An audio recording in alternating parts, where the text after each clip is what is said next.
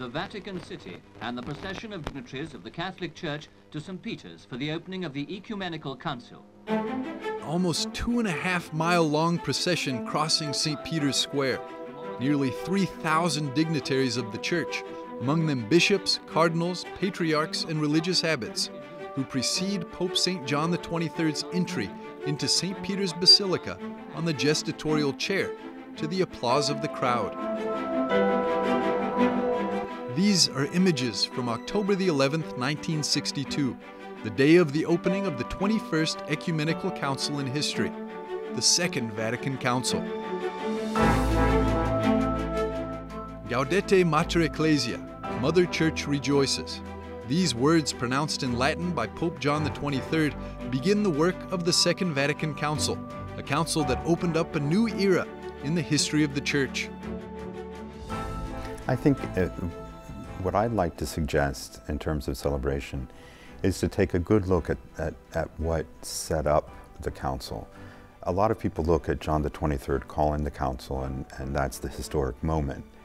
But he couldn't do it without the preparations that were done by Pius XII, who had envisioned the council long before, interrupted by the Second World War. But a lot of his preparation was to get the Church to begin reflecting on what it needed to do to accommodate itself to the reality of the contemporary world. The Second Vatican Council also triggered some polemics, which came from its diverse interpretations in the dispute about the continuity or rupture in the tradition of the Church, insofar as the Council didn't deliberate definitively on some issues of faith and morals. But without a doubt, it brought a new face to the Church in the way it presents itself to the modern world. Until then, the Church tried to present itself in a society just as it was, as it explained itself, in some way following the comparison to the image of a state, of a monarchy, as a modern nation like France, England, with the image of temporal society. The reflection of the Second Vatican Council changed much, because it dug deeper especially into what refers to this. It reflected especially on the sacrament of the episcopate and the consequences it has on the structure of government. It made sense for the Vatican Council to reflect on how does the Church live in modern times, with governments, with other churches, with other religions, with the world itself. And I think knowing that context and that it was something that was thought about a long time before it happened gives you a sense that it wasn't just something that was a reaction, but something that had been thought about and considered for a long time.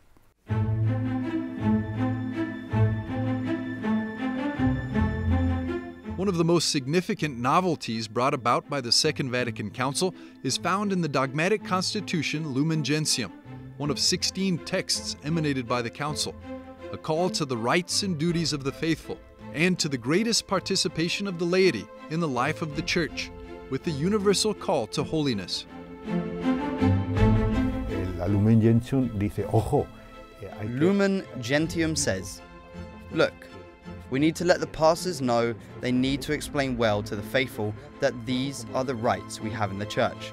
They are not like the political rights that one has in a nation to vote for the one they want, or political liberties.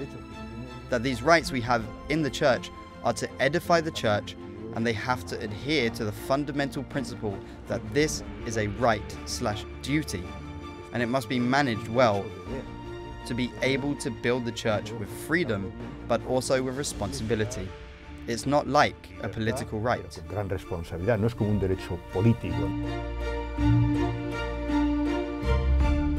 Defined later also as the Second Reform, the Second Vatican Council furnished new instruments of dialogue for the Church in the world.